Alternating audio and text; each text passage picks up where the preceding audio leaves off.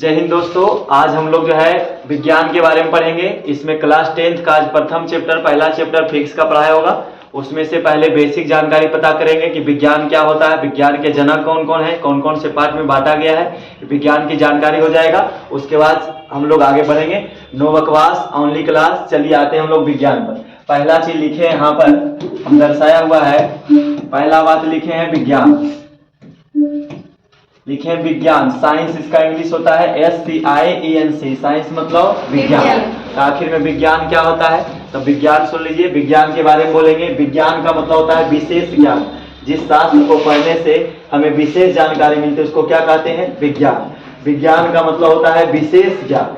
जिस किताब को पढ़ने से हमें विशेष जानकारियां मिलती है उसे विज्ञान कहा जाता है। तो विज्ञान का इंग्लिश होता है SCIENC। इसको याद रखिएगा। अब आगे पढ़ेंगे। विज्ञान के जो है दो महान वैज्ञानिक हुए, उनका नाम, एक का नाम न्यूटन, ये जो हमारे सामने बैठे हैं ये हमारा न्यूटन, हमारे न्यूटन साहब हैं, जो हमें इंग्लैंड के जो है सबसे सुप्रतिष्ठित और जो है महान वैज्ञानिक हैं। और ये अरस्तु जो है यूनान के हैं। ठीक है, ये जो हमारा यूनान के दो वैज्ञानिक का फिगर लिए हैं, जो दोनों महान वैज्ञानिक हैं, ये हमारे न्यूटन साहब हैं और ये हमारे अरस्तु साहब। दोनों का चर्चा इसलिए किया है क्योंकि दोनों का योगदान रहा है फिजिक्स के जो है क्षेत्र में, दोनों का अहम योगदान रहा है। तो विज्ञान अगर जो हमसे पूछा जाए, फिजिक्स पढ़ रहे हैं चैप्टर, विज्ञान के बारे में हो गया। विज्ञान बोलेंगे मनुष्य के अवलोकनों एवं प्रयोगों से प्राप्त वास्तविक एवं क्रमबद्ध ज्ञान को विज्ञान कहा जाता है। विज्ञान के जो है जन्मदाता नहीं आ जाता है, लेकिन विज्ञान को बांटा गया, वो आगे पढ़ेंगे। लेकिन विज्ञान के दो महान वैज्ञानिक हुए, एक का नाम न्यूटन, दूसरा का नाम अरस्तु।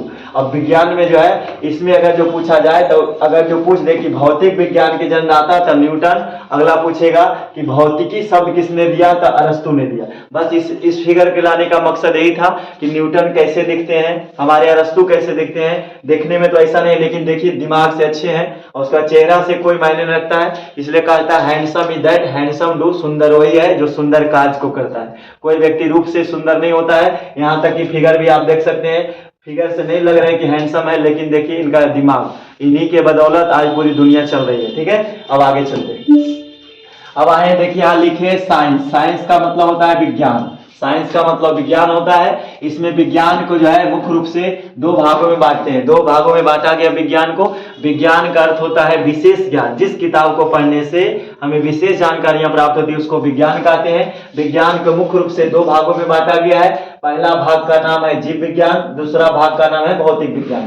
अब पढ़ेंगे विज्ञान जो है दो पार्ट में बांटा गया है। इसमें एक हो गया, पहला का नाम जीव विज्ञान और दूसरा का नाम भौतिक विज्ञान। विज्ञान के दो पार्ट। अब पहला जो है विज्ञान समझ में आ गया, जीव विज्ञान होता है, एक दूसरा होता है भौतिक विज्ञान। विज्ञान मुख्य रूप से दो ही भाग में बांटा गया है। अब इसमें जो है जीव विज्ञान किसे कहते हैं, इसका अंग्रेजी होता है बायोलॉजी, BIOLOGY। बायोलॉजी मतलब जीव विज्ञान। इसके जन्मदाता पूछे यदि जनक, तो यहाँ भी लिख भी दिए नोट में कि जो है जीव विज्ञान के जनक, जन्मदाता या जनक कौन, अरस्तु हैं। अरस्तु का फिगर देख लिए हैं, तो नोट में लिखे हैं कि जीव विज्ञान के जनक कौन, तो अरस्तु। अगला पूछे हमसे कि भौतिक विज्ञान के जन्मदाता कौन, तो उसमें बोलेंगे न्यूटन। अगला है बायोलॉजी। जब आगे पढ़ेंगे तो बायोलॉजी दो पार्ट में बट जाता है, आगे चल करके बायोलॉजी का दो पार्ट हो जाता है। पहला का नाम है बोटनी। बोटनी जो है इसी को कहते हैं वनस्पति विज्ञान। बोटनी का मतलब होता है वनस्पति विज्ञान। बोटनी को वनस्पति विज्ञान यहाँ दिखाए भी है। वनस्पति यानी पेड़ पौधा का अध्ययन करेंगे, वनस्पति विज्ञान कहलाएगा। अगला है जूलॉजी। जूलॉजी का अर्थ होता है जंतु विज्ञान। जूलॉजी का अर्थ होता है जंतु विज्ञान से, और जंतु का हम फिगर यहाँ दिखाए। जंतु विज्ञान जो है इसमें यदि जीव जंतुओं के बारे में अध्ययन करेंगे तो ये कहलाएगा जूलॉजी। तब जो डॉक्टर बनते हैं तो जूलॉजी पढ़ते हैं, जंतु विज्ञान जो जानवर के डॉक्टर, पेड़ पौधा के बारे में जानकारी प्राप्त करना है तो बोटनी। अब इसमें भी आएगा कि बोटनी के जन्मदाता कौन है, तो थियोफ्रेस्टस। ठीक है, याद रखना है थियोफ्रेस्टस बोटनी के जन्मदाता। हम बता दिए जीव विज्ञान, जीव विज्ञान के जन्मदाता अरस्तु। लेकिन अरस्तु जब दो, अब यहाँ जीव विज्ञान जब आया तो दो पार्ट में बटा, एक पार्ट बट गया। जीव विज्ञान का मतलब सजीवों का विज्ञान।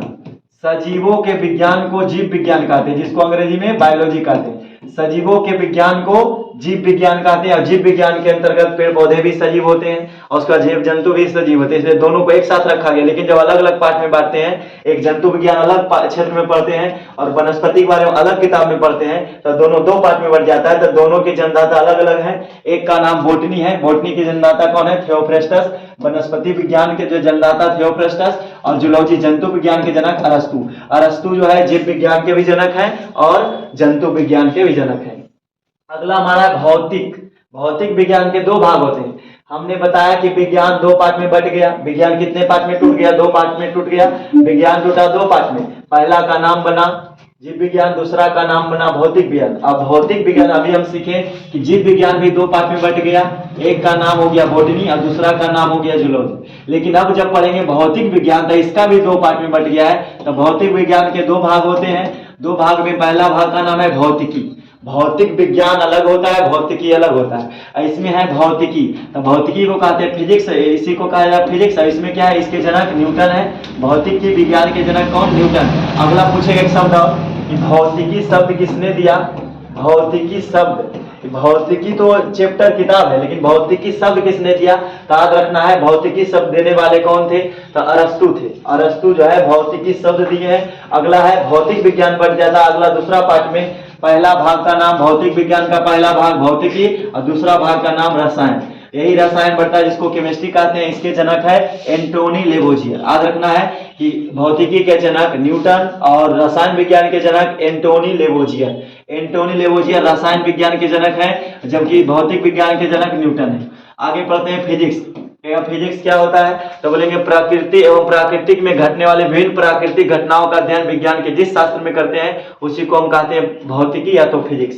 तो कहता है प्रकृति एवं प्रकृति में घटने वाली विभिन्न प्रकार की घटनाओं का अध्ययन जिस शास्त्र में की जाती है उसे भौतिकी कहा जाता है। उस किताब को कहा जाता है भौतिकी। और इसमें जो है भौतिकी के अंतर्गत हम लोग क्या पढ़ते हैं? तारों का टिमटिमाना, उसके बाद सूर्योदय के समय सूर्य का पहले 2 मिनट निकलना या तो सूर्योदय के बाद 2 मिनट सूर्य दिखाई देना, ये सब जो है पानी में जब हम कोई पानी में वस्तु गिर जाता है तो हमें ऊपर दिखाई देना, तो ये हमारा जो है सब क्या है? भौतिकी के अंतर्गत आता है। यानी जितने भी घटने वाली घटना को अध्ययन करते हैं सब पढ़ते हैं किसमें? भौतिकी के बारे में। तो हम लोग मुख्य रूप से पढ़ेंगे क्लास 10 का जो है पहला चैप्टर प्रकाश का प्रवर्तन है, उसमें भौतिकी के बारे में पढ़ेंगे, भौतिक विज्ञान के बारे में। इसलिए इतना बात बता दें, इतना बेसिक था विज्ञान का क्षेत्र, यानी विज्ञान कहाँ से कैसे बना, कैसे कैसे आया। और अगर जो पूछ दे आपसे कि विज्ञान के जनक कौन है, तो विज्ञान के जनक नहीं हो सकते। विज्ञान के जनक जो है, विज्ञान का मतलब हो गया विज्ञान में आ गया कौन कौन? पहला तो हो गया फिजिक्स, केमिस्ट्री और बायोलॉजी। तो फिजिक्स के अलग जन्मदाता बताए हैं न्यूटन, केमिस्ट्री के बता दिए हम एंटोनी लेवोजियर, और बायोलॉजी के बता दिए अरस्तु। तो सब के अलग अलग वैज्ञानिक है, और ये तीनों मिल जाता है आपस में तो कहलाता है विज्ञान। तो विज्ञान के कोई जन्मदाता नहीं है, क्योंकि विज्ञान बहुत बड़ा क्षेत्र है। विज्ञान को 3 पार्ट में बांटा गया। तो अलग अलग पूछ देगा आपसे कि विज्ञान में बताइए फिजिक्स के जन्मदाता तो हो सकते हैं, केमिस्ट्री के जन्मदाता तो हो सकते हैं, अरस्तु के जन्मदाता अरस्तु, बायोलॉजी के जन्मदाता अरस्तु तब है, लेकिन विज्ञान के जन्मदाता इसमें से कोई नहीं आएगा, क्योंकि तीनों मिलकर बनाए तभी तीनों मिलकर विज्ञान कहलाता है। तब विज्ञान जो है अलग अलग बात में। या तो उदाहरण समझिए कि यदि मान ली जाए कोई घर है, अब घर में क्या है कि मान ले 3 कमरा है, एक घर में 3 कमरा है, hall number 1, hall number 2, hall number 3। इसको बनाने वाले मान ली जाए मदन मिस्त्री बना चले गए, इसका नाम मान ले सोहन मिस्त्री, और इसका नाम है मान ली जाए रोहन मिस्त्री। सभी कमरा को अलग अलग बना चल गया, ये एगो घर बन गया। इस घर का क्या बोलेंगे कि मदन मिस्त्री बनाया है? नहीं, गलत हो जाएगा, क्योंकि मदन जो बनाया केवल हॉल नंबर 3 को बनाया है, तीसरा कमरा को। लेकिन अगर जो हम बोल दे कि इस घर को किसने बनाया, किसका योगदान है, मदन का, तो ये दोनों फिर गलत हो जाएगा। इसलिए हम नहीं कह सकते, किसी खास को जो है विशेषता नहीं दे सकते प्राथमिकता कि विज्ञान के जन्मदाता कौन है। इसलिए सभी जो है अपनी जगह पर सब महान है। अब आइए इधर, अब हम लोग चलेंगे। अब हमारा टॉपिक का नाम है क्लास 10 में जो पढ़ने वाले हैं, पहला चैप्टर का नाम है प्रकाश का प्रवर्तन। तो प्रकाश का प्रवर्तन अध्याय नंबर 1, अध्याय 1 है हमारा, फिजिक्स का पहला चैप्टर है। और इस चैप्टर से करीब लगभग 5 से 10 क्वेश्चन 10 नंबर का सवाल आता है, यदि बढ़िया से पढ़िएगा। यहाँ तक कि आरआरबी, रेलवे, एनटीपीसी सब में पूछा जाता है सवाल, ज्यादातर दर्पण से संबंधित रहेगा। जब पढ़ेंगे तो और लॉन्ग जाएगा। तो इसमें जो है प्रकाश का परावर्तन चैप्टर का नाम है, अंग्रेजी में कहा गया रिफ्लेक्शन ऑफ लाइट। लेकिन प्रकाश का परावर्तन पढ़ने से पहले हमें कुछ बातें को जानकारी रखना है, तभी हमको समझ में आएगा प्रकाश का परावर्तन। प्रकाश का परावर्तन शीर्षक डाला हुआ है, क्यों इस चैप्टर का नाम प्रकाश का परावर्तन रखा गया और ये प्रकाश का परावर्तन क्या होता है हम लोग थोड़ा से कुछ देर के बाद पढ़ेंगे। लेकिन अभी थोड़ा समझिए पहले, पहला शब्द जो आया है हमारा प्रकाश। प्रकाश क्या होता है? प्रकाश को अंग्रेजी में लाइट कहते हैं, LIGHT। लाइट का अर्थ होता है प्रकाश। प्रकाश कुछ बात को हम यहाँ दिखाए हैं, फिगर दिखाए, सूरज का रोशनी आ रहा है इस तरफ से। तो प्रकाश क्या होता है? प्रकाश एक प्रकार का माध्यम होता है। प्रकाश वह कारक होता है जिसकी सहायता से हम किसी वस्तु को देख पाते हैं। प्रकाश का अर्थ होता है, प्रकाश का शाब्दिक अर्थ होता है, प्रकाश का एक भौतिक कारक है। भौतिक पढ़ रहे, भौतिक विज्ञान। तो प्रकाश एक भौतिक कारक है, कारक मतलब कारण है, जिसकी सहायता से हम किसी वस्तु को देख पाते हैं। तो वस्तु को देखने के लिए हमें प्रकाश की आवश्यकता होती है। प्रकाश बोलेंगे, प्रकाश वह कारक है जो हमें मदद करता है क्या करने में? तो वस्तुओं को देखने में जो मदद करे वह कहलाएगा प्रकाश। इसको अंग्रेजी में लाइट कहते हैं। प्रकाश के बिना हम किसी वस्तु को देख नहीं पाएंगे, इसलिए प्रकाश हो गया। प्रकाश क्या है? स्वयं आदृश्य है। पूछा जाएगा तो बोलना है कि प्रकाश क्या है? स्वयं आदृश्य है, माने प्रकाश दिखता नहीं है लेकिन दूसरों को दिखाने में मदद करता है। प्रकाश स्वयं आदृश्य है, परंतु दूसरी वस्तुओं को क्या बनाता है? दृश्य बनाता है। इसी को क्या कहेंगे? प्रकाश। प्रकाश हो गया, तो अब पढ़ना है प्रकाश के बाद एक शब्द लिखे प्रकाशिकी, जिसको ऑप्टिक्स कहते हैं। प्रकाशिकी क्या होता है? प्रकाशिकी का मतलब होता है कणों का प्रवाह। प्रकाश जो है कणों का प्रवाह है, और उस कणों के प्रवाह के बारे में यदि अध्ययन करते हैं उसी को हम क्या कहते हैं? प्रकाशिकी। प्रकाशिकी का अर्थ होता है कि विज्ञान के जिस शाखा में, विज्ञान के जिस शास्त्र में प्रकाश के गुण और प्रकाश के जो है कणों का प्रवाह जो हो रहा है उसके बारे में यदि अध्ययन करेंगे वह कहलाएगा हमारा प्रकाशिकी। प्रकाशिकी का मतलब प्रकाश का विश्लेषण करना, प्रकाश के गुणों का बखान करना, वही कहलाएगा प्रकाशिकी कहलाता है। अगला हमारा जो है पॉइंट लिए प्रकाश के गुण। प्रकाश के गुण होते हैं properties of light. Properties of light का मतलब होता है प्रकाश के गुण, यानी प्रकाश का गुण होता है जिस प्रकार मानव का, इंसान का गुण होता है। इंसान का क्या गुण है कि जो है स्वार्थी। पहला गुण है कि स्वार्थी होता है, स्वभाव से स्वार्थी होता है, स्वभाव से मांसाहारी होता है। तो ये सब हमारा क्या है? गुण है। भले बाद में बाल ब्रह्मचारी बनता है, लेकिन मानव पहले से स्वभाव से मांसाहारी होता है। बाद में तप बल और संघर्ष करने के बाद क्या कर गया? बाल ब्रह्मचारी बन गया और 108 को माला ले लेता है। जो भी रहे, मतलब कहने का मेरा है कि प्रकाश का गुण, जिस प्रकार लोगों में गुण होते हैं, विशेषता का मतलब गुण होता है। गुण का अर्थ होता है विशेषता। विशेषता को कहते हैं गुण। विशेषता का मतलब क्या? खासियत है। प्रकाश में गुण होता है। प्रकाश का गुण क्या है? तो पहला गुण की हम चर्चा की है। प्रकाश जो है, प्रकाश के गुण, पहला गुण है ऊर्जा का रूप है। प्रकाश एक ऊर्जा का रूप है। कहने का अर्थ है कि प्रकाश हमें ऊर्जा देती है, प्रकाश से हमें ऊर्जा मिलती है। इसलिए प्रकाश का यह गुण है, विशेषता है कि प्रकाश होने से हमें ऊर्जा मिलती है। तो प्रकाश एक ऊर्जा का रूप है, इससे ऊर्जा मिलती है। अगला लिखे प्रकाश चुंबकीय तरंग है। चुंबकीय तरंग क्या होता है? चुंबकीय तरंग का मतलब जिसको गमन करने के लिए किसी दिशा की आवश्यकता नहीं होती, जिसे किसी दिशा की आवश्यकता नहीं होती, उसको कहेंगे चुंबकीय तरंग। एक वैसा तरंग होता है चुंबकीय तरंग जिसको गमन करने के लिए, गुजरने के लिए किसी भी दिशा या रास्ते की जरूरत नहीं होती है, उसको कहते हैं चुंबकीय तरंग। तो प्रकाश एक चुंबकीय तरंग की तरह व्यवहार करता है। प्रकाश को भी गमन करने के लिए कोई दिशा या तो कोई वस्तु की जरूरत नहीं होती है, इसलिए प्रकाश भी एक प्रकार का चुंबकीय तरंग है।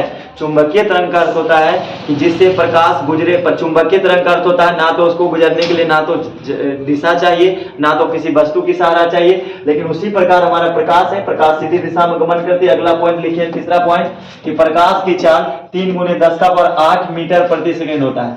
प्रकाश की चाल यदि पूछा जाए तो 3 × 10⁸ मीटर पर सेकेंड होता है। कहने का अर्थ हुआ कि प्रकाश की चाल जो है 3 × 10⁸ मीटर प्रति सेकेंड। तो इसको यदि हम किलोमीटर में चेंज करेंगे तो मीटर चेंज इंटू किलोमीटर। जैसे कोई कह दिया कि 1000 मीटर मेरे पास, तो क्या करेंगे हम? 1000 से भाग लगाएंगे तो कट जाएगा, जाएगा 1 और लगा देंगे किलोमीटर, यानी 1 किलोमीटर बराबर होता है 1000 मीटर। अभी मीटर में दिया हुआ 3 × 10⁸ का मतलब हुआ 3 × 1 2 3 4 5 6 7 8। 10 का पावर 8 लगा दिए, 1 2 3 4 5 6 7 8, 8 शून्य लग गया। अब इसमें जो है कहता है 3 से गुना, बटे लगाएंगे, 1000 से भाग लगाएंगे तो ये किलोमीटर में चेंज हो जाएगा। 1 2 3 शून्य कट गया, 1 2 3 शून्य कट गया, तो बचा 1 2 3 4 5, 5 शून्य बचा 3 पर, 1 2 3 4 5, इसको गिनती करेंगे किलोमीटर में। अब इकाई दहाई सैकड़ा हजार 10,000 लाख। अब हम कह सकते हैं कि प्रकाश की चाल जो है 3 लाख किलोमीटर है, ठीक है, 3 लाख किलोमीटर प्रति सेकेंड, ठीक है। 1 सेकेंड में जो है दूरी तय करती है प्रकाश की चाल, जो स्पीड है कितना सेकेंड, 3 लाख किलोमीटर। हम लोग पलक झपकाते उसी समय 1 सेकेंड प्रति सेकेंड का मतलब 1 सेकेंड में सूर्य की जो चाल है 3 लाख किलोमीटर दूरी तय करती है। तो अब कल्पना करना भी उतना संभव नहीं है, इसलिए इसका याद रखेंगे प्रकाश की चाल कितना है, 3 × 10⁸ मीटर प्रति सेकेंड। इस स्पीड से चलती है, फिर भी धरती पर आने में सूर्य का रोशनी 8 मिनट 16 सेकेंड, लगभग 20 सेकेंड कहीं कहीं रहता है, तो 8 मिनट 16 सेकेंड लगता है धरती पर आने में, सूर्य का धूप आने में 8 मिनट 16 सेकेंड लग जाते हैं। अब इसमें प्रकाश की चाल, तो पहला बात जाने कि प्रकाश ऊर्जा का रूप होता है, दूसरा प्रकाश चुंबकीय तरंग होता है। चुंबकीय तरंग का मतलब एक वैसा तरंग जिसको गमन के लिए कोई आवश्यकता नहीं होती है, उसी प्रकार सूर्य का धूप है। अगला है प्रकाश की चाल। प्रकाश की चाल जो है हवा या निर्वात में देखा जाए तो हवा या निर्वात में सबसे अधिक निर्वात में होता है। निर्वात का अर्थ होता है कि जहां कोई हवा नहीं उसको निर्वात कहते हैं। निर्वात, निर्वात का मतलब जहां कोई बाधा नहीं उत्पन्न करने वाला उसको निर्वात कहा जाता है। तो प्रकाश की जो है चाल 3 × 10⁸ मीटर प्रति सेकंड होता है। इसी को बोल सकते हैं 3 लाख, याद रखिएगा, इसी को बोलेंगे 3 लाख किलोमीटर प्रति सेकंड। प्रकाश की जो चाल है 3 लाख किलोमीटर प्रति सेकंड है। अगला है, लिखिए पॉइंट चौथा गुण, सरल रेखा में गमन करती है। प्रकाश जो है एक सीधी रेखा में गमन करती है। प्रकाश हमेशा सीधी दिशा में, यहाँ से रे दिख रहा होगा आपको, तो सूर्य का लाइट आ रहा है झाड़ी से निकलते हुए, तो सूर्य का जो लाइट है प्रकाश सीधी दिशा में गमन करती है। तो प्रकाश हमेशा सीधी दिशा में गमन करती है, ये भी इसका विशेषता गुण है। अगला 5वां गुण लिखे, प्रकाश के गमन के लिए माध्यम की आवश्यकता नहीं होती है। या निर्वात में जो है, निर्वात में भी गमन कर सकता है, मतलब जहां हवा ना भी हो तो भी गमन कर जाएगी। तो ये हमारा प्रकाश था। प्रकाश के बारे में इतना था। प्रकाश का परावर्तन आएगा, परावर्तन का अर्थ आगे देखेंगे। अगला हमारा है रिफ्लेक्शन ऑफ लाइट। प्रकाश के जो है उद्गम की दृष्टि से, प्रकाश समझ गए प्रकाश क्या होता है। प्रकाश बोलेंगे प्रकाश स्वयं अदृश्य है, परंतु प्रकाश बोलेंगे प्रकाश एक वह भौतिक कारक है जिसकी सहायता से हम किसी वस्तु को देख पाते हैं। और प्रकाश स्वयं अदृश्य है परंतु दूसरी वस्तु को दृश्य बनाता है। जैसे माता पिता स्वयं नहीं पढ़ते हैं लेकिन बच्चों को पढ़ाते हैं, पढ़ाना चाहते हैं, इस तरह होता है। प्रकाश भी उसी प्रकार है, प्रकाश स्वयं अदृश्य है परंतु दूसरी वस्तुओं को दृश्य बनाता है। आगे पढ़ेंगे, जब प्रकाश पढ़ लिए तो प्रकाश के बारे में जानकारी हो गया। अब सीखेंगे कि प्रकाश के उद्गम की दृष्टि से, उद्गम का मतलब होता है उत्पन्न, उद्गम का अर्थ होता है उत्पन्न, उद्गम का अर्थ होता है उत्पन्न। तो प्रकाश के उद्गम की दृष्टि से वस्तु के प्रकार, पूछेगा आपसे सवाल कि प्रकाश के उद्गम की दृष्टि से वस्तुएं कितनी प्रकार की होती है। सवाल ऐसा करेगा, आंसर देंगे कि प्रकाश के उद्गम की दृष्टि से वस्तु 2 प्रकार की होती है। वस्तु 2 प्रकार की होती है। पहला वस्तु का नाम दीप्त वस्तु, दूसरा वस्तु का नाम अदीप्त वस्तु, और इसी को बोलेंगे, दीप्त को बोला जाता है प्रदीप्त वस्तु, याद रखिएगा। दीप्त का दूसरा नाम प्रदीप्त वस्तु। अब समझना है दीप्त वस्तु किसे कहते हैं। तो दीप्त वस्तु का अर्थ होता है जिन वस्तुओं से प्रकाश की किरणें निकलती है, ठीक है, जिन वस्तु से प्रकाश की किरणें निकलती है उसको दीप्त वस्तु कहा जाता है, जिनसे प्रकाश की किरणें निकले, ठीक है, जिन वस्तु से प्रकाश की किरण निकलती हो उसको कहते हैं दीप्त वस्तु। ऐसे समझ लीजिएगा, जिन वस्तुओं से प्रकाश की किरण निकलती है उसको दीप्त वस्तु कहते हैं, और जिन वस्तुओं से प्रकाश की किरण नहीं निकलती, यहाँ गलत है, आधा पाओ। अदीप्त वस्तु का अर्थ होता है जिन वस्तुओं से प्रकाश की किरणें नहीं निकलती उसको अदीप्त वस्तु कहा जाता है। अब फॉर एग्जांपल के लिए हम लिए हैं, जैसे मोमबत्ती लिए हैं, तो मोमबत्ती से लाइट निकलता है, तो हाँ, तो निकलता है तो क्या कहलाएगा, दीप्त वस्तु।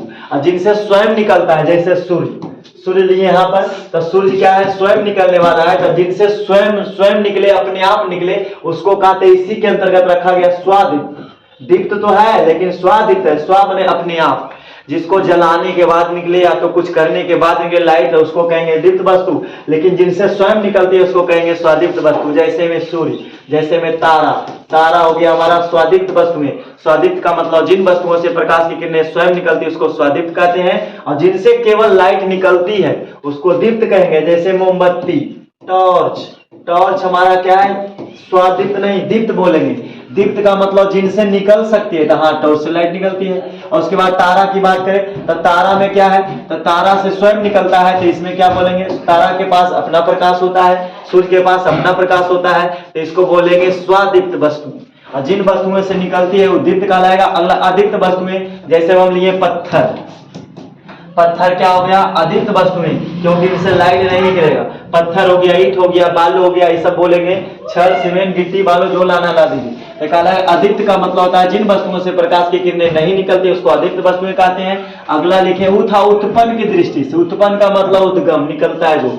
अगला हम लिखे गमन, गमन का अर्थ होता है आर पार हो जाना। गमन की दृष्टि से वस्तु तीन प्रकार की होती है, ठीक है। अगला पूछेगा सवाल आपसे कि प्रकाश के गमन की दृष्टि से वस्तुएं कितनी प्रकार की होती है, तो आंसर बोलेंगे प्रकाश के गमन की दृष्टि से वस्तुएं तीन प्रकार की होती है।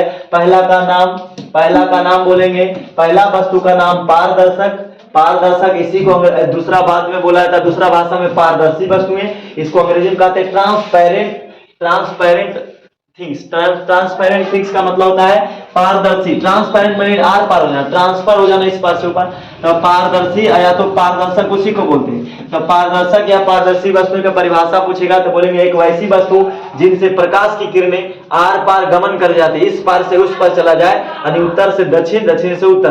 कहने का मतलब है पारदर्शी का अर्थ होता है एक दिशा से दूसरी दिशा चला जाए, तो उसको बोलेंगे पारदर्शी वस्तु। जिन वस्तुओं से प्रकाश की किरणें आर पार गमन कर जाती है उसको पारदर्शी वस्तु बोलेंगे। जैसे में बोलेंगे शीशा, शीशा में यदि लाइट मारेंगे तो इस दिशा से उस दिशा चला जाएगा, तो ये हो जाएगा पारदर्शी वस्तु। अभ्रक, अभ्रक से जब लाइट इस पार से उस पार मारते तो या तो सादा पन्नी जो चमकी होता है, चमकीला जो होता है, चमकीला प्लास्टिक, चमकीला प्लास्टिक भी इसी के अंतर्गत आएंगे, क्योंकि इसका लाइट मारेंगे उस दिशा से चला जाएगा, सादा जो प्लास्टिक होता है। तो बोलेंगे पारदर्शी का मतलब जिन वस्तुओं से प्रकाश की किरणें आर पार गमन कर जाती है उसको पारदर्शी बोला जाता है। अगला हमारा है अल्प पारदर्शक, या तो अल्प पारदर्शी या तो अल्प पारभाषक भी बोलते हैं। अल्प पारभाषक क्या होता है, जिन वस्तुओं से प्रकाश की किरणें कम मात्रा में यानी अल्प मात्रा में निकलती हो, प्रकाश की लाइट मारे टॉर्च तो अल्प मात्रा में प्रवेश करे, तो उसको कहेंगे अल्प पारदर्शक वस्तुएं। जैसे में इसको कहते हैं ट्रांसलूसेंट, इसको कहते हैं ट्रांसलूसेंट, या तो बोलेंगे रगड़ा हुआ कांच, या तो घिसा हुआ कांच और तेल लगा हुआ कागज।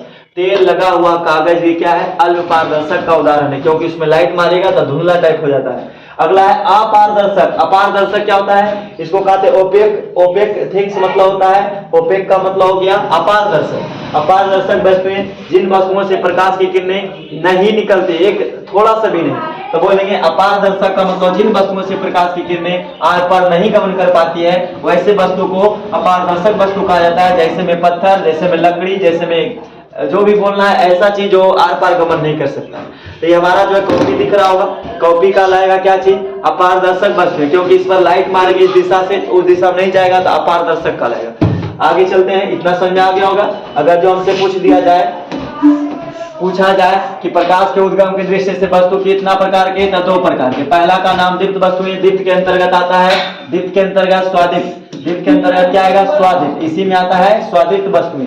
स्वादीप्त का मतलब जिनसे प्रकाश की किरणें स्वयं निकलती है स्वादीप्त कहलाता है। अदीप्त वस्तुएं जिन वस्तुओं से प्रकाश की किरणें नहीं निकलती है उसको कहेंगे अदीप्त वस्तुएं। अगला आएगा गमन का मतलब आर पार करने की दृष्टि से। आर पार करने में तीन बात होता है, या तो वस्तु लाइट पूरे पार कर जाएगा, या तो थोड़ा मात्रा में पार करेगा, या तो कुछ भी नहीं पार करेगा लाइट, तो इसी को कहते हैं गमन की दृष्टि से, वो हो गया उद्गम की दृष्टि से। अगला देखिए, आगे चलते हैं हम लोग।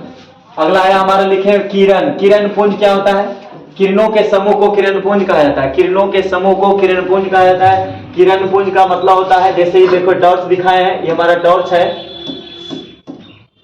इस टॉर्च से जो जलाए तो जलाने के बाद ऐसा किरण निकल रहा है, तो किरण निकलने के बाद सब देखो चित्र आ गया। कहने का मतलब है कि किरण पुंज क्या होता है, तो किरणों के समूह को किरण पुंज कहा जाता है। ऐसे देहाती में देखा जाए तो धान का जो पुंज लगता है इस दिशा से हो जाता है, सारा जो है ने जितना पुआल रहता है धान का सब एक जगह जमा होता है, तो उसी को कहते हैं हमारा जो है क्या है, पुआल का झुंड है, लेकिन यहाँ पर किरणों का झुंड है, तो इस झुंड को कहेंगे किरण पुंज। तो इसी को दूसरा भाषा में प्रकाश पुंज भी बोला जाता है। प्रकाश पुंज बोलिए या तो किरण पुंज बोलिए। किरण पुंज का मतलब होता है किरणों के समूह को किरण पुंज कहा जाता है। किरण पुंज का अर्थ होता है यदि बहुत सारे किरण एक जगह आकर मिल जाते हैं, उसी झुंड को क्या कहेंगे, समूह को, उस समूह को, प्रकाश के उस समूह को, किरण को क्या कहेंगे, किरण पुंज। तो किरण पुंज क्या होता है? तो किरणों के समूह को किरण पुंज कहा जाता है। कितने प्रकार के होते हैं पूछेगा, किरण पुंज कितने प्रकार के? तो किरण पुंज 3 प्रकार के होते हैं। पहला का नाम बोलेंगे संस्कृत, यहाँ गलती लिख दिए हैं, संस्कृत किरण पुंज। संस्कृत किरण पुंज का अर्थ होता है, संस्कृत का मतलब होता है जमा होना, संस्कृत किरण पुंज है। एक का नाम है संस्कृत, या तो आभासी किरण पुंज बोलते हैं इसी को। अगला है अपसरित किरण पुंज। अपसरित किरण पुंज या तो अपसारी बोला जाता है, एक है समांतर किरण पुंज। बारी बारी समझेंगे सबका डिफिनेशन। पहले समझिए किरण पुंज। किरण पुंज किरणों के समूह को किरण पुंज कहा जाता है। बहुत सारे किरण यदि एक जगह जमा हो जाएंगे तो किरण पुंज कहलाएगा। अगला संस्कृत किरण पुंज। संस्कृत का अर्थ होता है एक जगह जमा होना। जैसे एग्जाम्पल के लिए हम चले, जैसे एक मान लिया जाए टॉर्च हमारा है, इस टॉर्च से जो है लाइट निकल रही है। कल्पना कीजिए कि टॉर्च है, इस टॉर्च से लाइट निकल रही है। अब मान लिया ऐसा अनेक टॉर्च निकाल दें, हम टॉर्च से लाइट मारे तो सारा जो है किरण यहाँ से जाकर जमा हो रहा है।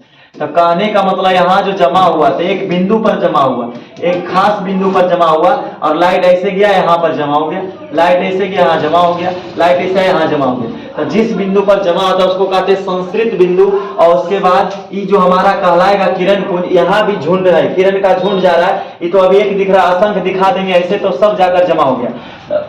संस्कृत का मतलब होता है किसी एक बिंदु पर जमा होना। तो बोलेंगे किसी प्रकाश स्रोत से निकला किरण पुंज यदि एक बिंदु पर संस्कृत होती है या तो एक बिंदु पर स्थिर होती है, जमा होती है, उस किरण पुंज को संस्कृत किरण पुंज या आभासी किरण पुंज कहा जाता है। अगला आएगा अपसारी या तो अपसरित, ठीक है। अगला है अपसरित किरण पुंज। अपसरित में क्या होता है कि फैलते नजर आएगा। एक वैसा किरण पुंज बोलेंगे अपसरित किरण पुंज, जिस बोलेंगे किसी प्रकाश स्रोत से निकला किरण पुंज यदि फैलते प्रतीत हो तो उसको कहेंगे अपसरित किरण पुंज। जैसे उदाहरण चले हम, अपसरित का मतलब हुआ कि जैसे यहां से लाइट निकले, और लाइट अपसरित का मतलब जैसे ऐसे निकल रहा है। यहां से मान ली टॉर्च, तो यहां से जो लाइट निकला देखिए सब छितराते हुए नजर आ रहा है। तो जब अलग अलग दिशाओं में प्रवेश कर जाए, इस दिशा से सब आ रहा है, अलग अलग दिशाओं में जा रहा है, तो बोलेंगे कि किसी प्रकाश स्रोत से। प्रकाश स्रोत का मतलब होता है जिससे लाइट निकलता है उसको कहते हैं प्रकाश स्रोत। तो हमारा टॉर्च प्रकाश स्रोत हो गया, और इससे लाइट जब निकल रही है तो निकलने के बाद अलग अलग दिशाओं में जो जा रही है तो इसको बोलेंगे प्रकाश स्रोत। तो प्रकाश किसी प्रकाश स्रोत से निकलने वाली किरणें जब अलग अलग दिशाओं में चली जाती है, अपसरित होते हुए मतलब फैलते हुए नजर आती है, तो उसको बोलेंगे अपसरित किरण। अपसरित का मतलब फैलना, संस्कृत मतलब जमा होना। जब अलग अलग दिशाओं से एक जगह जमा हो संस्कृत किरण पुंज। जब एक ही दिशा से लगे कि फैलते हुए नजर आ रहा है तो अपसरित किरण पुंज। अगला बोलेंगे समांतर किरण पुंज। यहाँ उदाहरण दिए समांतर का। समांतर किरण पुंज का अर्थ होता है जब सभी किरण अलग अलग दिशाओं में नहीं जाकर के सीधे चल रहा है, ठीक है। समांतर का मतलब यदि सब किरण के बीच की दूरी देखा जाए, लंबिक दूरी, तो सब बराबर है। मान ले यहाँ 5 मीटर तो यहाँ भी 5 मीटर, यहाँ भी 5 मीटर। तो मान ले किरण ए है, किरण बी है और किरण सी है और डी। 4 किरणें गई है, तो ये हमारा किरण पुंज है, लेकिन कैसा है? समांतर है। क्यों? क्योंकि सभी किरणें आपस में समांतर होते आगे बढ़ गई, तो ऐसे किरण पुंज को बोलेंगे समांतर किरण पुंज। किसी प्रकाश स्रोत से निकलने वाली किरणें जब सीधे दिशा में चला जाए, समांतर होते हुए निकल जाए, तो ऐसे किरण पुंज को कहेंगे समांतर किरण पुंज। उम्मीद है सीख गए होंगे, समझ गए होंगे। जहां दिक्कत रहे आप कमेंट कीजिएगा, बताइएगा, हम समझा देंगे फिर से। अगला हमारा जो है अगला टॉपिक है प्रकाश का माध्यम। प्रकाश का माध्यम क्या होता है? तो प्रकाश जिन वस्तुओं से होकर गुजरती है उसे प्रकाश का माध्यम कहते हैं। जैसे में लेंस, कांच, अभ्रक। कहने का मतलब प्रकाश जिन वस्तु से होकर गुजर सकती है उसको प्रकाश का माध्यम कहा जाता है। तो प्रकाश का माध्यम में कौन कौन आ गया? लेंस, लेंस से प्रकाश की किरण आर पार गमन कर सकती है, तो हाँ लेंस है माध्यम। कांच, तो कांच हमारा प्रकाश का माध्यम हो गया। अभ्रक, ये भी प्रकाश का माध्यम है, लेकिन प्रकाश को गुजरने के लिए कोई माध्यम की आवश्यकता नहीं होती, बात ध्यान रखिए। चलिए आगे बढ़ते हैं हम लोग। उम्मीद है इतना समझ गए होंगे। संस्कृत किरण, एक बार किरण पुंज कितने प्रकार के? 3 प्रकार के। पहला का नाम संस्कृत किरण पुंज, दूसरा का नाम अपसरित किरण पुंज, तीसरा का नाम समांतर किरण पुंज। अगला है पॉइंट हमारा प्रकाश का परावर्तन, जिसका बेसब्री से इंतजार था। अब आ गया है प्रकाश का परावर्तन। अब हम लोग समझेंगे कि प्रकाश का परावर्तन क्या होता है। हम सीख चुके हैं विज्ञान क्या होता है, विज्ञान के कितने पार्ट में बांटा गया है, विज्ञान के कौन कौन महान वैज्ञानिक हुए, जनक हुए, और उसके बाद ये भी जान गए कि विज्ञान में हमको पढ़ना क्या है, कहाँ कौन सा चैप्टर में है, उतना बेसिक नॉलेज था, अब जान गए। अब यहाँ से हमारा मुख्य रूप से क्लास 10 का फिजिक्स का चालू होता है चैप्टर।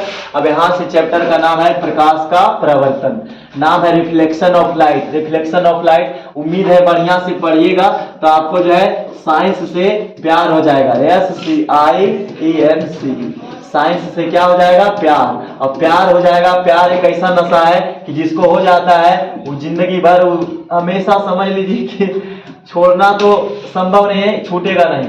तो साइंस से प्यार हो जाएगा कब, जब बढ़िया से देखिएगा समझिएगा तब। अब एक एक बात को समझिएगा, फिर आगे चल करके साइंस आसान लगेगा।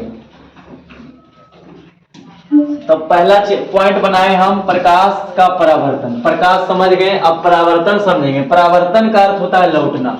परावर्तन का शाब्दिक अर्थ होता है लौटना, अन्य टकरा करके लौट जाना, या तो रूठ के चल जाना, कहीं किसी तरह से वापस लौट जाना ही कहलाता है परावर्तन। परावर्तन का मतलब होता है वापस लौट जाना, या तो बोल सकते हैं ठेठ भाषा में कि ठिसवा के चल जाना, ठीक है, उसी को कहते हैं प्रकाश का परावर्तन। तो प्रकाश का परावर्तन समझना है लौटना। परावर्तन का मतलब होता है लौटना, लेकिन कौन ठिसवा के जा रहा है, तब प्रकाश। तो प्रकाश यदि ठिसवा के उधरे चल जाए तो उसको कहेंगे प्रकाश का परावर्तन। बस जिस दिशा में आवे, अब प्रकाश ठिसवा के उधरे चल जाए उसको कहेंगे प्रकाश का परावर्तन। प्रकाश का परावर्तन का अर्थ होता है कि किसी समसर्वत माध्यम से होकर, अब थोड़ा शुद्धता में बोलेंगे, प्रकाश का अर्थ होता है, प्रकाश का परावर्तन का डेफिनेशन यदि आपसे पूछे तो बताइएगा। प्रकाश का परावर्तन का शाब्दिक अर्थ होता है कि जब किसी प्रकाश स्रोत से प्रकाश की किरणें निकलती है और आने के बाद वह किसी चिकनी या चमकीली सतह पर टकराती है। टकराने का मतलब हुआ कोई भी वस्तु है, दीवार है, कोई वस्तु पर टकराने के बाद पुनः उसी माध्यम में लौट जाती है। प्रकाश के लौटने की इसी घटना को प्रकाश का परावर्तन कहा जाता है। समझ में नहीं आया होगा, इसके लिए हम फिर से समझाते हैं। प्रकाश का परावर्तन दिखाए भी है, देखिए यहाँ से आया प्रकाश, ये प्रकाश का उदाहरण नहीं है, ये चिकनी सतह ली है, परावर्तक सतह भी समझिएगा परावर्तक सतह क्या होता है। यहाँ से आया प्रकाश और टकराने के बाद ऐसे चला गया, ये क्या था, अंतरिक्ष। क्या था, अंतरिक्ष। और यहाँ से आया और यहाँ से टकराया, टकराने के बाद फिर देखा जाए, टकराया तो सही, लेकिन फिर टकराने के बाद पुनः उसी दिशा में चला गया। तो टकराने के बाद पुनः उसी मार्ग में चला गया, इसी को कहेंगे प्रकाश का परावर्तन हुआ। यहाँ भी देखा जाए, ऐसे आई और ऐसे चले गए, इसको कहेंगे यहाँ से आया, यहाँ ठिसवा चल गया उसी दिशा में। अंतरिक्ष से आया, अंतरिक्ष चल गया, या तो आसमान से आसमान ही चला गया, इसको कहेंगे प्रकाश का परावर्तन। प्रकाश का परावर्तन का मतलब होता है जब प्रकाश की किरणें किसी चिकनी चमकीली सतह पर टकराती है, टकराने के बाद पुनः उसी मार्ग में लौट जाती है, तो प्रकाश के लौटने किसी घटना को प्रकाश का परावर्तन कहा जाता है। आदमी लौटेगा, हम लौटेंगे, आप लौटिएगा, तो उसको प्रकाश का परावर्तन नहीं कहेंगे, उसको आपका लौटना कहेंगे, या तो जो नाम रहेगा उसका लौटना कहेंगे। मोहन नदी रूट के चला गया तो मोहन का लौटना हो गया, ठीक है, तो मोहन का लौटना, ठीक है, मोहन का लौटना और ट्रेन का लौटना, ये सब कहानियां लगी। यहाँ प्रकाश का लौटना निकालने का मतलब है प्रकाश जिस दिशा में आती है पुनः उसी दिशा में चली जाती है, तो प्रकाश का क्या होता है, परावर्तन। अब चैप्टर का क्लियर हो गया होगा, प्रकाश का परावर्तन। इसमें पढ़ना मुख्य रूप से प्रकाश के बारे में, इसीलिए इस चैप्टर का नाम रखा गया प्रकाश का परावर्तन। इसमें जो आएगा लौटने वाला कहानी आएगा। अब यहाँ पर प्रकाश का परावर्तन लिखा है, यहाँ लिखे हैं आपतित किरण, तो आकर जो पड़ती है किरण, बारी बारी समझिएगा डेफिनेशन, आगे चल के समझा देंगे हम फिर। अभी केवल फिगर समझ लीजिए, जो आकर पड़ती है किरण आपतित कहलाता है, जो ठिसवा के लौट जाती है उसको परावर्तित कहते हैं। बीचा में जो डालते हैं लंब, तो वो खंबा ऐसा जो खड़ा करते हैं अपने मन से, उसको कहते हैं अभिलंब। इसको बोला जाता है अभिलंब। परपेंडिकुलर जो डालते हैं लंब, इसी को, इस लंब को अभिलंब बोलते हैं। और खास बिंदु इसको कहते हैं, ये कहा जाता है आपतन बिंदु। आगे पढ़ेंगे हम, समझाएंगे डिटेल करके आपतन बिंदु। प्रकाश का परावर्तन का एक फिगर दिखा दिए, समझ गए होंगे। अब आगे चलते हैं। अभी दर्पण नहीं समझ में आएगा आपको, समतल दर्पण क्या होता है, क्योंकि अगला चैप्टर इसी में है, थोड़ा आगे चलकर समझाना है। तो यहाँ पर देखिए हम ऐसे दिखाया, प्रकाश का परावर्तन हुआ, इस दिशा में ऐसे चलाया, परावर्तन कोण आएगा, आपतन कोण आएगा, अभिलंब आएगा, परावर्तित किरण आएगा, अगला आएगा आपतित किरण आएगा, सारा बात आएगा, उधर क्लियर करेंगे हम। आगे चलिए, आगे चलते हैं। प्रकाश का परावर्तन समझ गए कि प्रकाश जो परावर्तन होता है, प्रकाश के लौटने की घटना को प्रकाश का परावर्तन कहा जाता है। प्रकाश के परावर्तन के दो नियम होते हैं और दो प्रकार से भी लौटता है।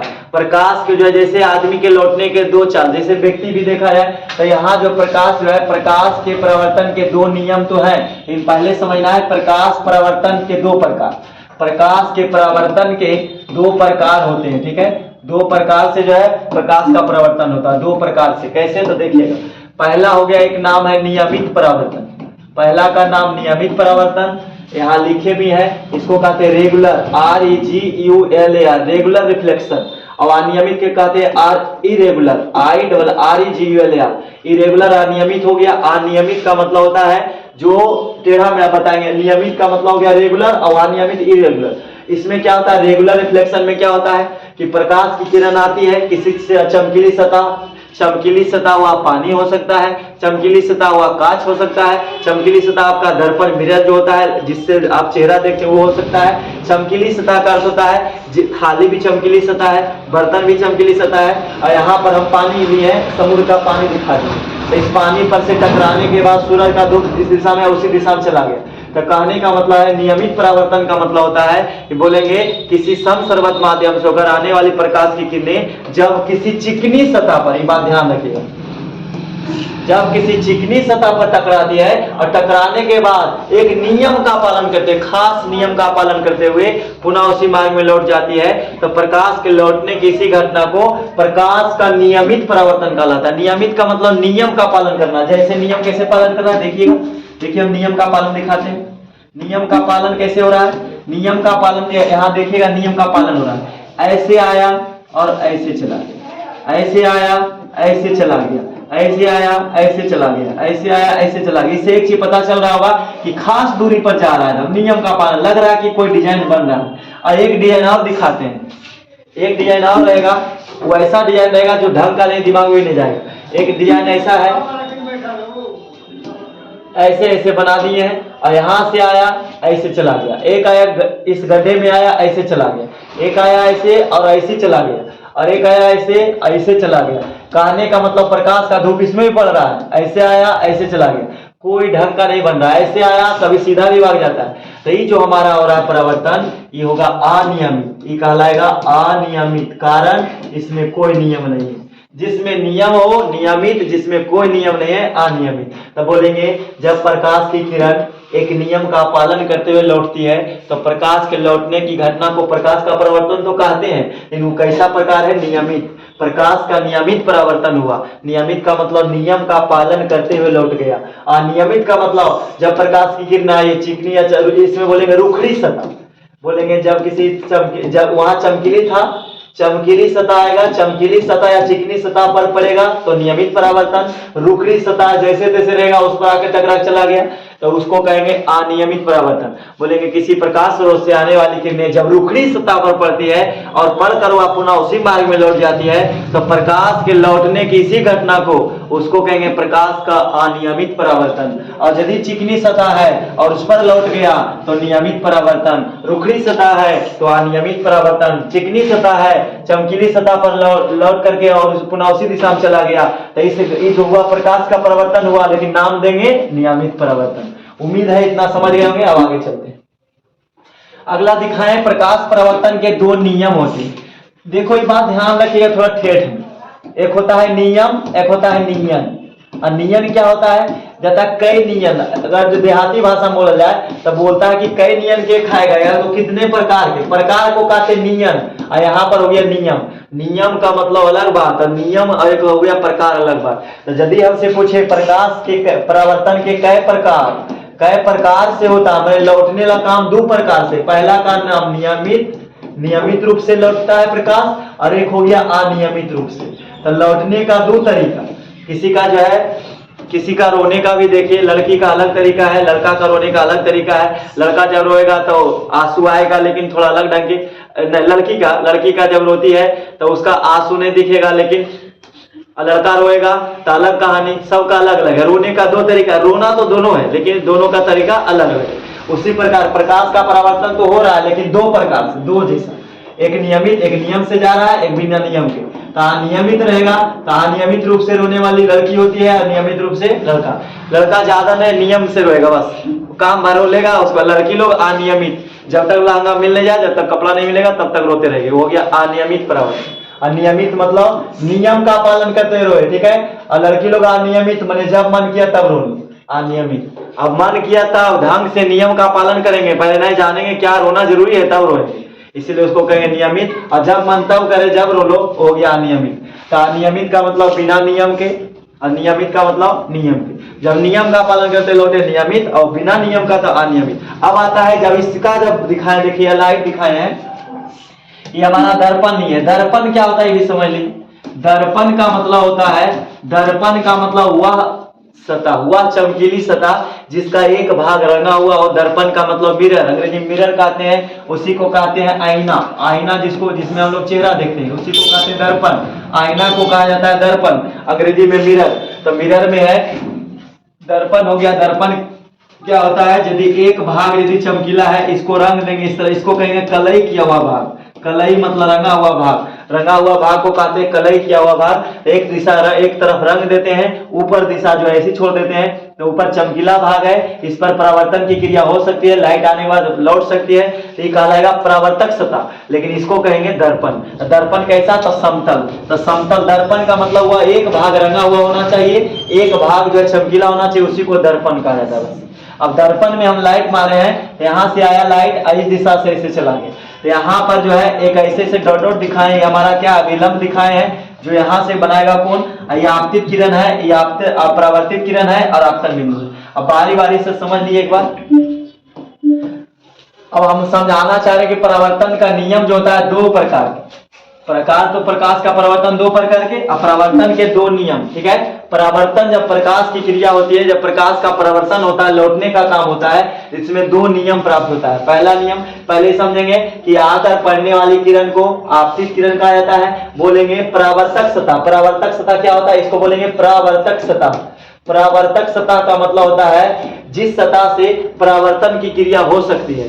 मतलब जितनी सतह से, यदि यहां से आया लाइट तो भी उड़ जाएगा, ऐसे आएगा तो भी ऐसे चला जाएगा, ऐसे यानी जितनी सतह से देखा जाए तो यहां से लेकर यहां तक प्रकाश की किरण लौट सकती है। तो जितनी सतह से प्रकाश की किरण लौट सकती है उसको कहेंगे परावर्तक सतह। परावर्तक सतह का मतलब होता है जहां तक लाइट आकर के लौट सकता है उसको परावर्तक सतह बोलेंगे। अब यदि इसके बाहर आएंगे, मान ली यहाँ रंगा हुआ है, यहाँ पर लाइट आया नहीं गया ऊपर, ये परावर्तक सतह नहीं कहलाएगा। यदि यहाँ से लाइट आने के बाद देखा जाए तो ऊपर चला गया तो ये कहलाएगा परावर्तक सतह।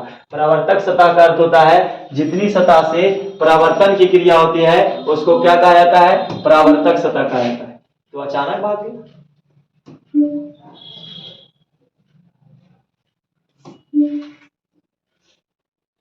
एक बार फिर से लाते हैं। परावर्तक सतह का मतलब हुआ जितनी सतह से परावर्तन की क्रिया होती है उसको क्या कहते हैं, परावर्तक सतह। आकर पड़ने वाली किरण को आपतित किरण कहा जाता है। आकर जो पड़ने वाली किरण होती है आपतित किरण कहा जाता है। आकर पड़ने वाली किरण आपतित किरण। ये सब बात पढ़ा दिए हैं, अब आगे देखिएगा।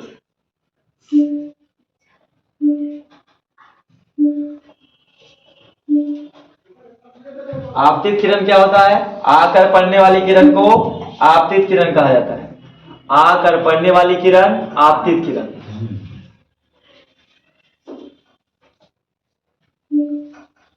आकर पड़ने वाली किरण को आपतित किरण कहा जाता है। यहां पर से लाइट जो आया यहां से आकर पड़ गया, तो परावर्तक सतह पर आकर पड़ने वाली किरण को आपतित किरण कहा जाता है। पढ़कर लौटने वाली किरण को परावर्तित किरण कहा जाता है। बोलेंगे परावर्तन के बाद जो किरण लौट जाती है उसको परावर्तित किरण कहते हैं, और जो आकर पड़ती है उसको आपतित किरण कहते हैं। ये हमारा जो जहां तक सतह दिया हुआ है ये हमारा परावर्तक सतह हो गया, ये हमारा है परावर्तक सतह। अगला जब देखा जाए तो इस पर देखो, ऐसे देखा जाए तो इसमें असंख्य बिंदु में, मतलब बिंदु से मिलकर ही रेखा बना हुआ है, लेकिन कोई खास बिंदु पर ऐसे आया और कोई खास बिंदु से ऐसे चला गया, कोई खास बिंदु पर ऐसे, तो कोई पर्सनल बिंदु नहीं है। बिंदु तो इस रेखा पर बहुत सारा है, लेकिन इस बिंदु पर खास कर आया है, तो सब क्या है, बिंदु।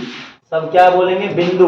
लेकिन इस बिंदु जो आया है इसका विशेष नाम देंगे, सब का बिंदु नाम नहीं देंगे, क्योंकि थोड़ा सा अच्छा काम किया है। इस बिंदु पर से क्या हुआ है, प्रकाश की किरण ऐसे आया ऐसे चला गया, तो इस बिंदु का नाम यदि थोड़ा से ढंग से इज्जत से लेंगे, इसका नाम देंगे आपतन बिंदु। कौन बिंदु, आपतन बिंदु। तो आपतन बिंदु का मतलब हुआ बिंदु तो सब है, लेकिन यहाँ पर कुछ अच्छा अच्छा काम हो रहा है। क्या अच्छा अच्छा काम हो रहा है, प्रकाश आ रही है तो जा रही है, लंब पड़ रहा है विलंब, तो इस बिंदु का नाम, जहां पर तीनों बिंदु तीनों किरण आकर मिलती है उस बिंदु को बोलेंगे आपतन बिंदु।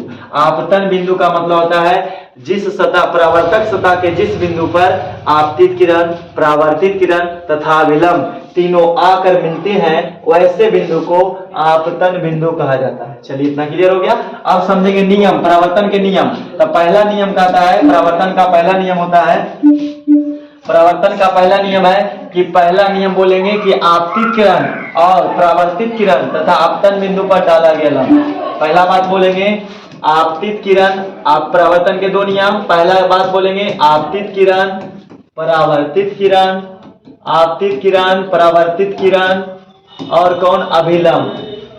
अभिलंब बोलेंगे आपतित, आप परावर्तन का पहला नियम, परावर्तन हुआ तो पहला नियम क्या सामने आया कि आपतित किरण, परावर्तित किरण और अभिलंब तीनों जो है समतल, एक ही समतल में होते हैं। पहला बात बोलेंगे आपतित किरण, परावर्तित किरण तथा आपतन बिंदु पर डाला गया लंब तीनों एक ही तल में होते हैं या तो एक ही समतल में होते हैं। ये हमारा था प्रकाश परावर्तन का पहला नियम। दूसरा नियम क्या पढ़ेंगे कि आपतन कोण आई, यहाँ इंडेक्स कोण है, इसको इंडेक्स कोण कहते हैं, आई हो गया आपतन कोण और परावर्तन कोण को कहते हैं आर। आर हो गया रिफ्लेक्शन हमारा आई हो गया। इसमें बोलेंगे आपतन कोण को आई दर्शाते हैं, परावर्तन कोण को आर कहते हैं। तो आपतन कोण और परावर्तन कोण क्या होता है, ये हमारा आपतित किरण है। तो आपतित किरण और अभिलंब के बीच बने कोण को आपतन कोण कहते हैं। ठीक है, याद रखिएगा परिभाषा, आपतित किरण और अभिलंब के बीच बने कोण को आपतन कोण, आपतित किरण तो आपतन कोण, परावर्तित किरण तो परावर्तन कोण। यदि परावर्तित किरण है तो इसके बीच बनेगा परावर्तन कोण, परावर्तन कोण।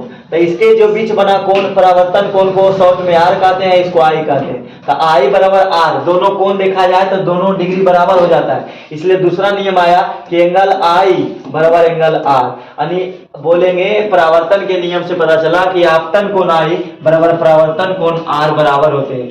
यदि इसका मान 45 डिग्री है तो ये भी 45 डिग्री होगा, यदि इसका मान 60 डिग्री है तो ये भी 60 डिग्री होगा। कहने का मतलब है आपतन कोण आई के बराबर होता है परावर्तन कोण आर। चलिए इतना हो गया। अब आगे बढ़ते हैं, परावर्तन कोण समझ गए। अब आगे समझना है कुछ बात और, ज्यादा नहीं, थोड़ा सा और है।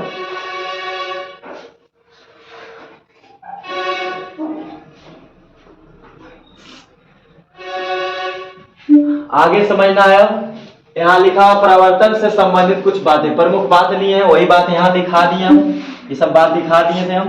परावर्तन के जो है संबंधित परिभाषिक पद, परिभाषिक पद होता है मतलब जिसका हम परिभाषा दे सकते हैं। तो पहला बात ली है परावर्तक सतह। तो परावर्तक सतह का डिफिनेशन यदि पूछेगा परिभाषा की परावर्तक सतह किसे कहते हैं, तो बोलेंगे जितनी सतह से परावर्तन की क्रिया हो सकती है या तो होती है उसको हम परावर्तक सतह कहते हैं। जैसे एग्जाम्पल के, ऐसे आया प्रकाश की लाइट, ऐसे चलाइए तो यहाँ तक तो हो गया, यहाँ से ऐसे चला, बिना नियम का पालन हो, या तो नियम रहे या न रहे कुछ भी रहे, यदि अगर जो प्रकाश का परावर्तन हो रहा है, प्रकाश लौट रही है, तो बोल सकते हैं उसको क्या बोलेंगे, प्रकाश का परावर्तक सतह। परावर्तक सतह का मतलब एक वैसा वस्तु या सतह होना चाहिए जिससे परावर्तन की क्रिया प्रकाश लौट सकती है। ऐसा नहीं कि एक ईंट ले लेंगे, ईंट ऊपर रखेंगे, लाइट मारेंगे, लाइट नहीं निकला तो कहलाएगा प्रकाश का परावर्तक सतह। ये परावर्तक सतह नहीं है, क्योंकि ईंट पर मारेंगे लाइट तो ईंट पर जो है ना लाइट मारने के बाद ऊपर दिशा में फिर नहीं जाएगा, इसी को कहेंगे परावर्तक सतह नहीं है। लेकिन दर्पण की बात करें, आईना की बात करें, दर्पण तो क्या है, परावर्तक सतह है। कहाँ, क्योंकि लाइट मारेंगे पूरा उस दिशा में चला जाएगा, जहां तक हो जाए वो कहलाएगा परावर्तक सतह। अगला है अभिलंब। अभिलंब क्या होता है, आपतित किरण और परावर्तित किरण, ऐसे जो लौट गया परावर्तित किरण, ऐसे है तो आपतित किरण। आपतित किरण और परावर्तित किरण के बीच में जो हम अपने मन से डालते हैं लंब, इसको कहते हैं अभिलंब। अभिलंब का मतलब पूछेगा अभिलंब किसे कहते हैं, तो बोलेंगे अभिलंब किसे कहते हैं, तो बोलेंगे आपतित किरण, परावर्तित किरण तथा आपतन बिंदु पर तथा आपतित किरण, परावर्तित किरण तथा उसके बीच में जो लंब डालते हैं उसको कहते हैं अभिलंब। अभिलंब का अर्थ हो गया। अगला देखेंगे हम लोग, अगला समझना है आपतन कोण। तीसरा का नाम क्या है, आपतन कोण। आपतन कोण क्या होता है समझना है फिगर के माध्यम से। आपतन कोण साइंस होता है समझने लायक, अगर जो रटते हैं साइंस को तो आपसे महामूर्ख कोई नहीं है, ठीक है। इसलिए साइंस को समझना चाहिए, चाहे जैसे भी हो, एक बार दो बार नहीं समझा तो एक बार रिपीट करके देख लीजिएगा। यहाँ पर हमारा हो गया आपतित किरण, आपतित किरण और ये हमारा अभी बोले अभिलंब।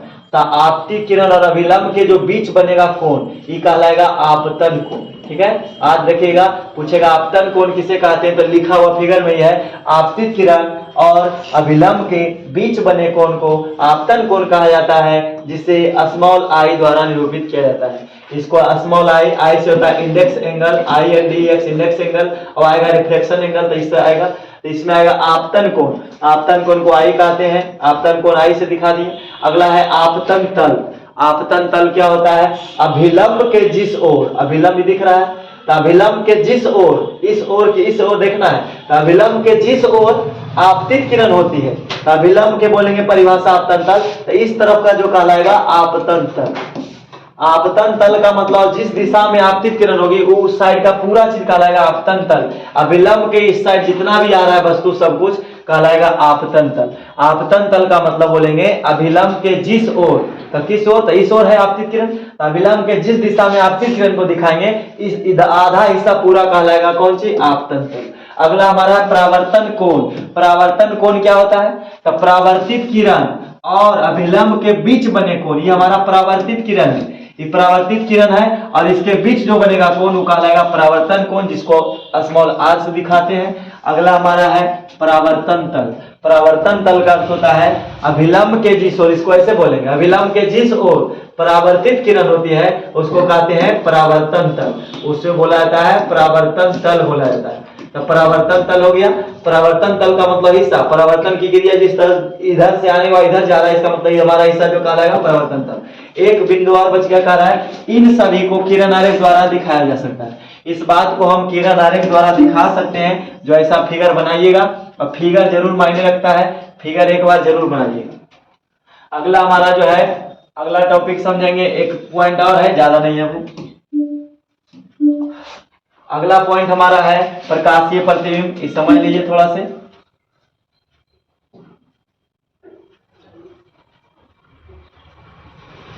एक पॉइंट और आ गया है, बस खत्म हो गया। अगला हमारा है प्रकाशीय प्रतिबिंब।